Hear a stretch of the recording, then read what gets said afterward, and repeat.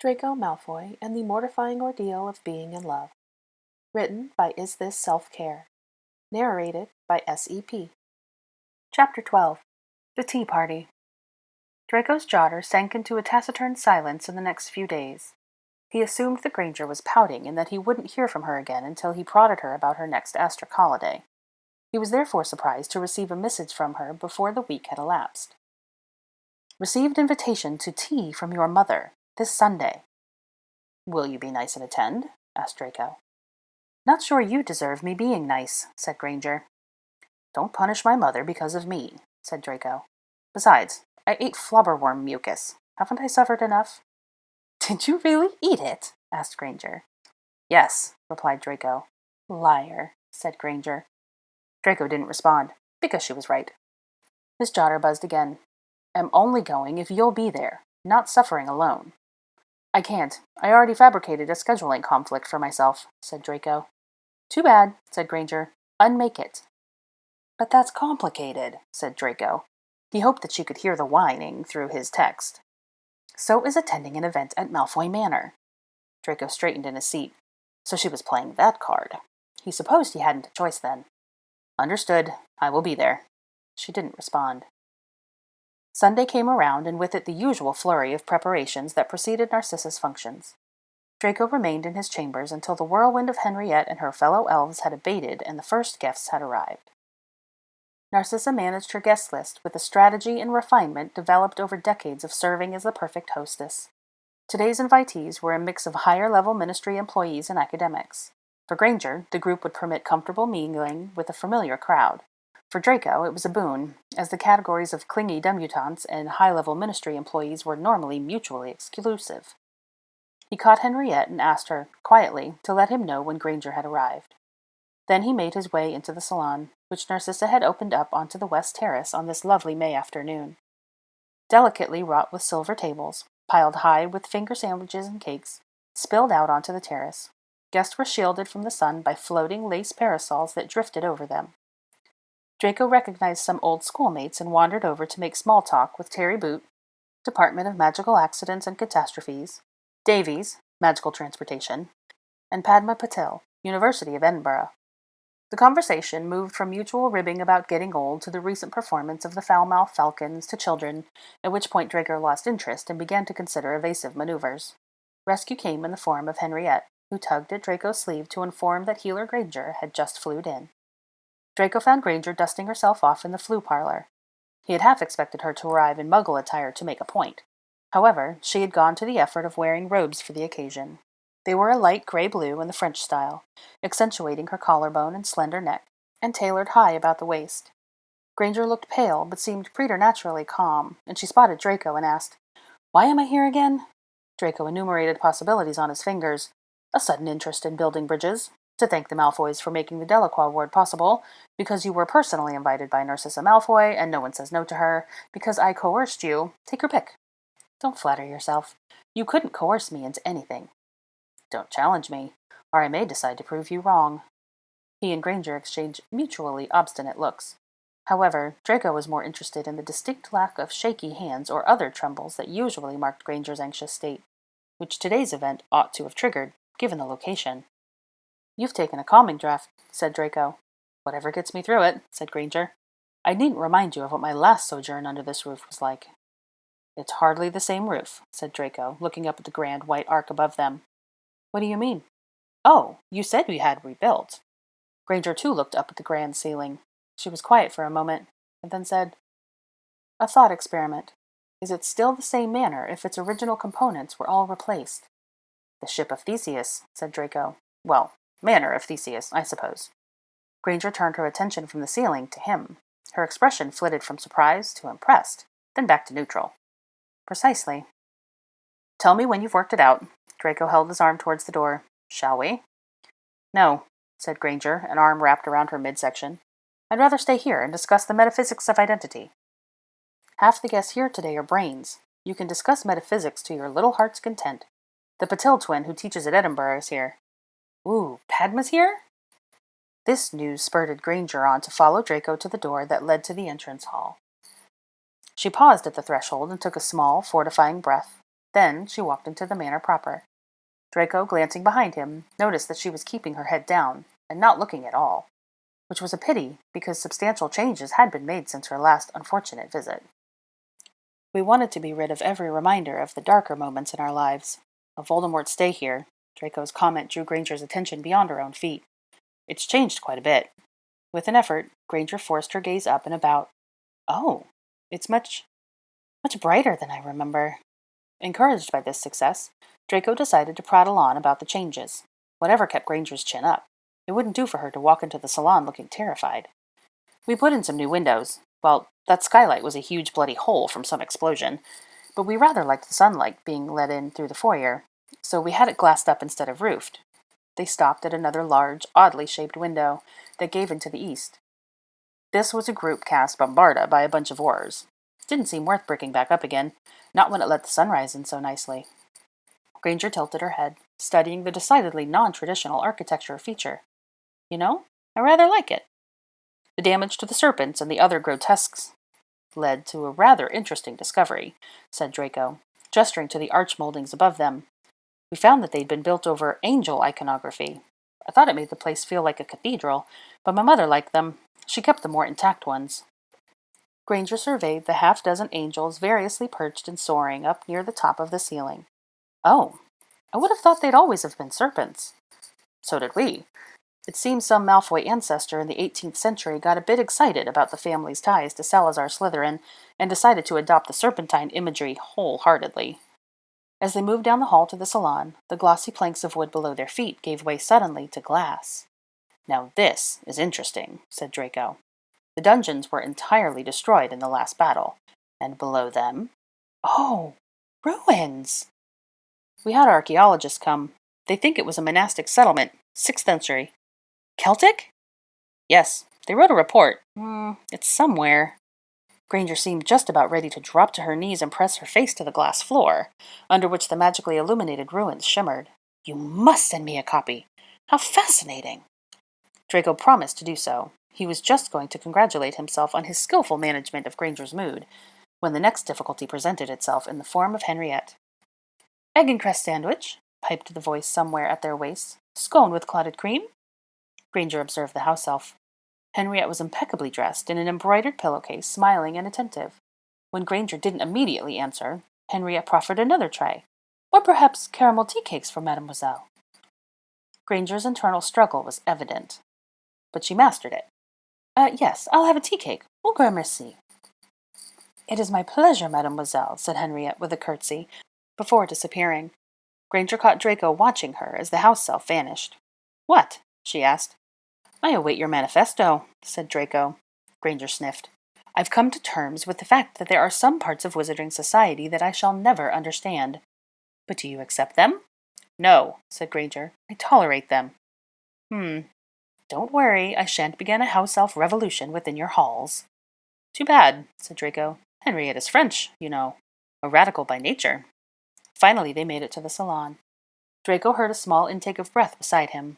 Granger had gasped. He himself was desensitized to his mother's decorations, but he supposed that the scene was rather pretty. The sunlight, the terrace, the parasols. The flowers, said Granger. I'm delighted that they meet your approval, came Narcissa's tone. Welcome, Healer Granger. So pleased you could come. Draco noticed his mother's use of Granger's title, and wondered how much she would scold him if she heard him refer to Granger as, well, Granger. Narcissa, superb hostess that she was, eased Granger into the room through a tour of the most extravagant flower arrangements. There was a stiffness between the two of them, moderated by each witch's best attempt at neutral civility. Narcissa swept Granger off towards an older ministry crowd. Draco watched as Granger was introduced with a great deal of attention to her many accomplishments. In these circles, Granger hardly needed introduction, but her presence at Malfoy Manor was, as Narcissa hoped, noted in quiet whispers. Confident now that Granger wasn't about to faint in terror or flee the premises, Draco carried on with his mingling. The rebuilding of the Malfoy name and cachet had taken a decade and a half of work by himself and his mother. They were seeing the fruits of it now. The room was full of people with power, all of whom were glad to be seen at Malfoy functions, and thoroughly enjoying Narcissa's hospitality. Draco took note of who was in need of money and who was in need of influence. Tea was served, Granger had drifted into the Hogwarts crowd and was chatting with Batil and Boot. Draco was pleased to note that she stirred her tea correctly, back and forth, without clinking the spoon against the china. He was certain that his mother would have noticed as well. Yes, Narcissa had just glanced over to Granger, and her eyes flitted to the stirring. Her gaze then slid to those that Granger was speaking with, observing the nature of her interactions.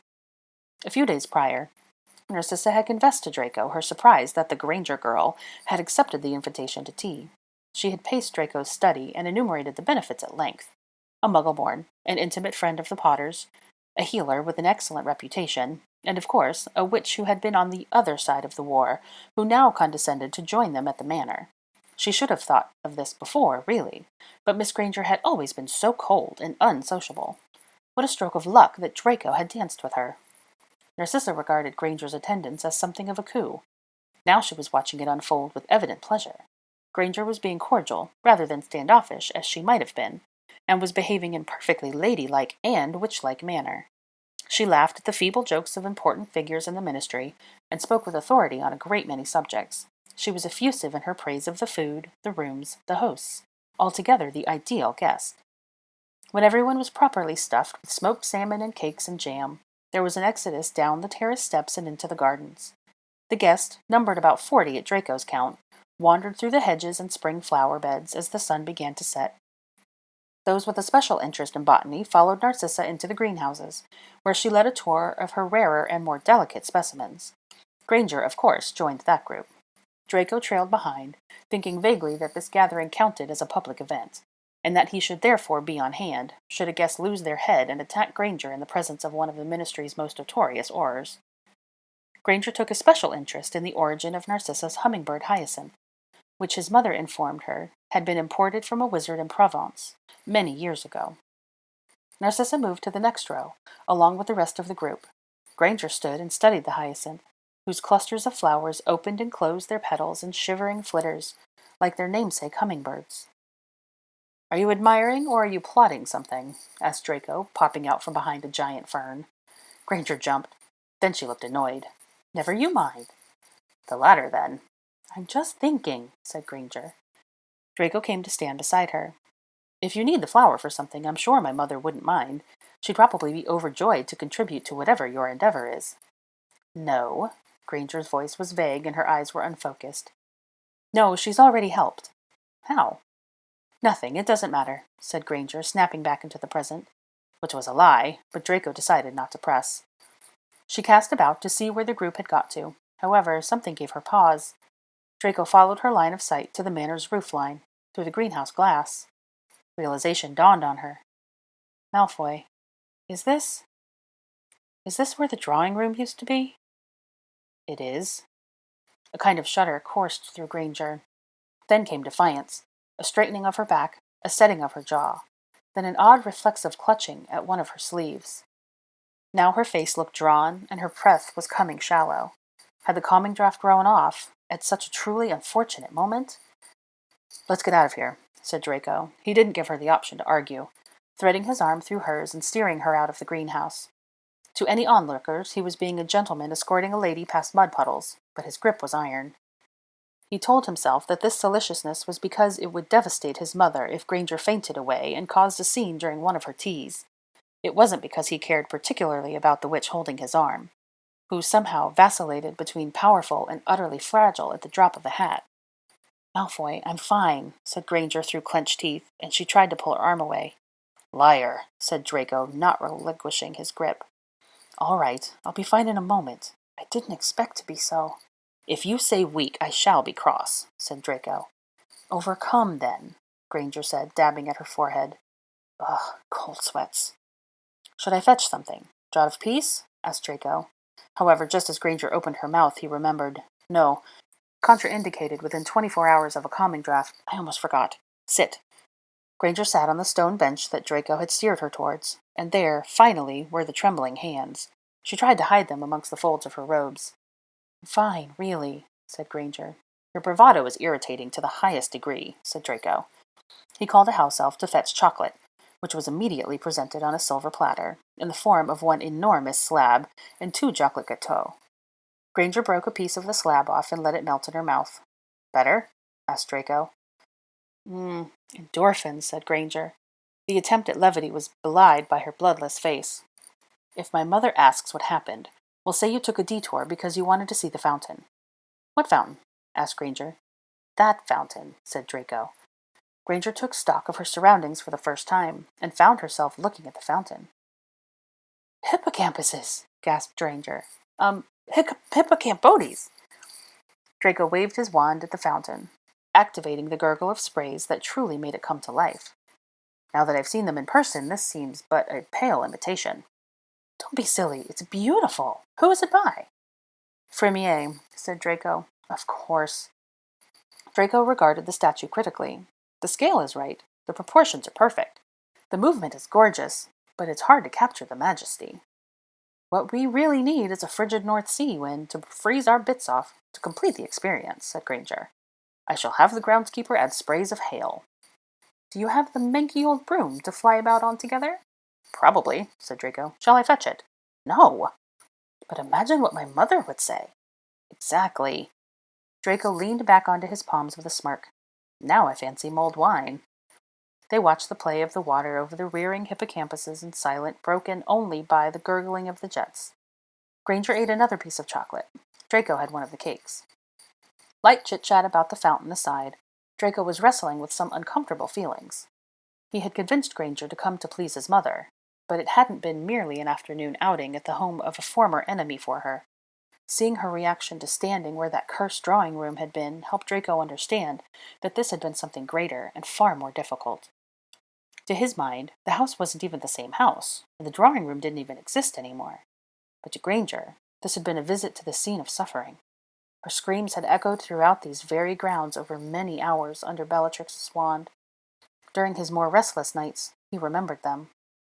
It hadn't been bravado. It had been real bravery to come here. I shouldn't have made you come, said Draco, without looking at Granger, because admitted wrongdoing did not come easily to him. Do you want to go home? I'll take you back to the flu parlor. We can say you were needed by one of your patients.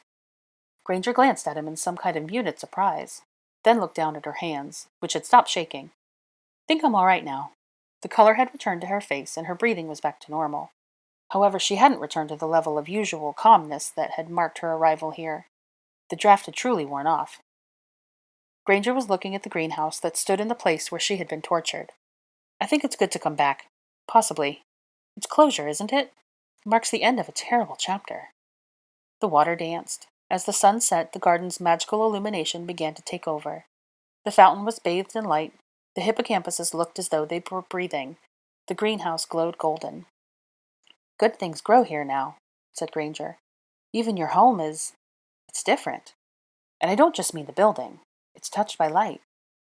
Draco said nothing. They had strayed into a strange new territory beyond quarrels and banter, and he did not have solid footing.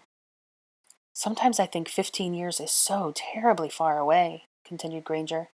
Half our lives, really. An age.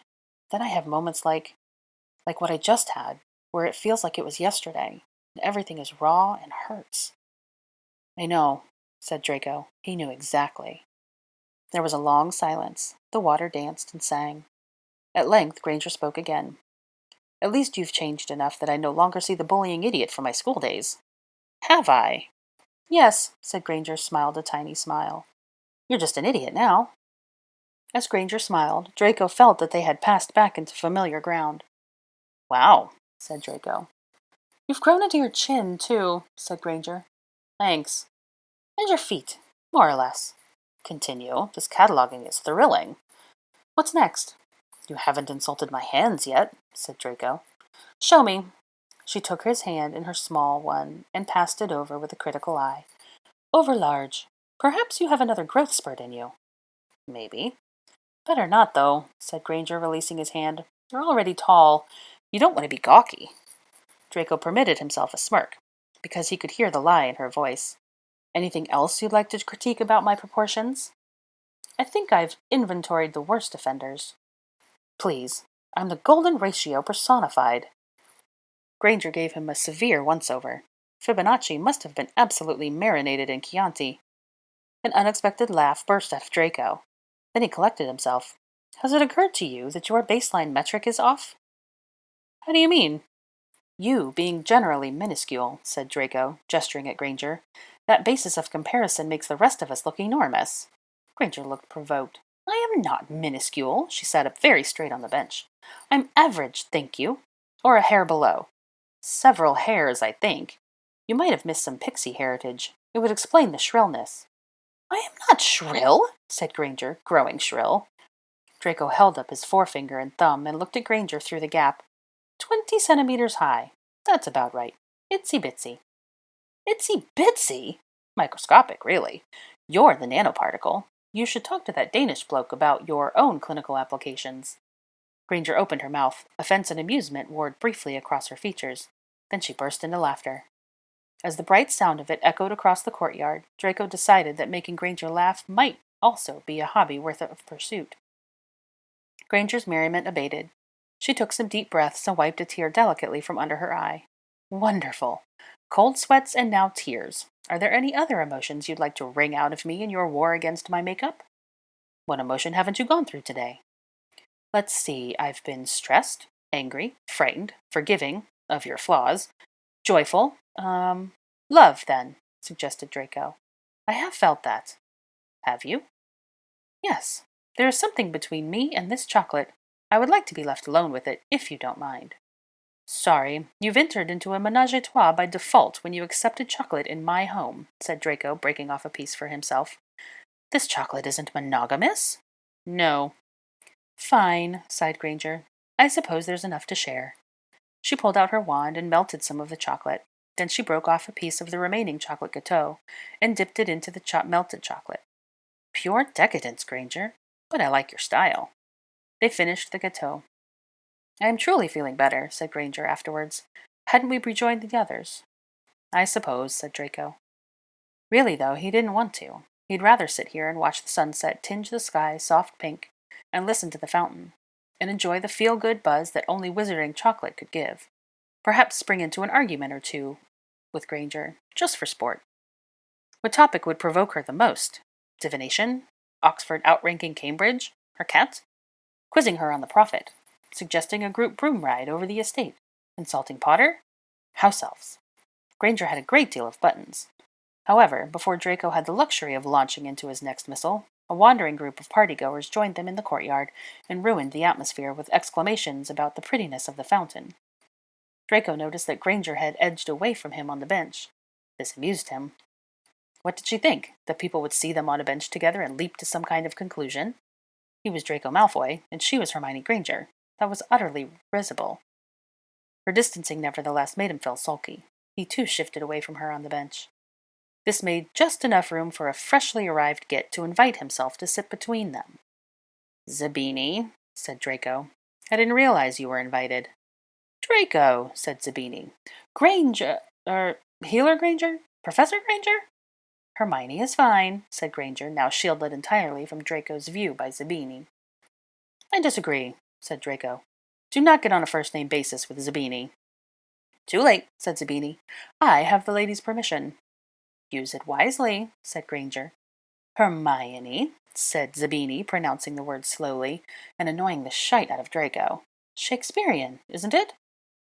It is, said Granger. She sounded surprised. Draco was all the more irritated for it. And how the bloody hell did Zabini know that? The absolute twat.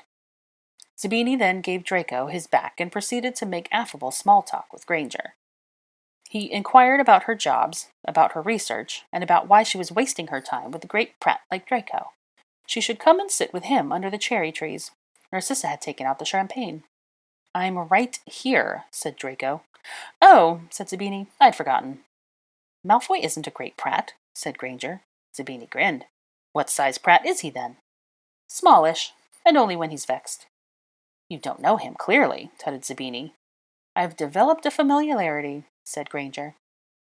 Zabini looked at Draco in wonder. A familiarity, you say? Work, said Granger. Oh, and in what capacity are you and Draco working together?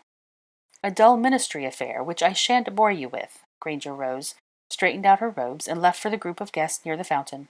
Excuse me, I need a word with Padma. Draco, who had been looking at Granger's bum as she left, was irked to find that Zabini was doing the same. Said Zabini. What's got you acting like a massive bellend? Said Draco. Nothing, said Zabini. I saw a pretty thing and I went to sit next to her. Just like you did. No? I wasn't sitting next to her because she's a pretty thing, said Draco. He didn't want to explain the hows and whys of it. However, it just happened. So I wasn't interrupting anything. Of course not. She's Granger. How much drink have you had? None whatsoever. But this is good. For a moment I thought you were getting a touch possessive, old boy. Draco scoffed. Possessive? It's Granger. We've established that, yes, said Zabini. And she's gone from a precocious kidlet to a rather fiery kind of witch. Authoritative. Competent. That does things for me.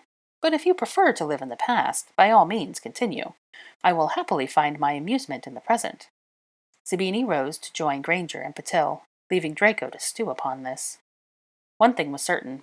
If Zabini thought that Granger was going to be a mere amusement, he was in for a bit of a shock to the system. The pureblood witches who partook in the usual dalliances were Granger's diametrical opposite on 100 levels. And amusement? Zabini had no idea what he was getting into. Draco snatched a glass of champagne from a passing tray, and the suggestion that he'd been acting possessive? Ludicrous. At worst, Draco told himself that he observed Granger over his glass. He was watchful over her, and that was only because he was, on assignment to protect her, which Zabini also didn't know. Draco concluded that Zabini didn't know anything at all, and that he was an idiot.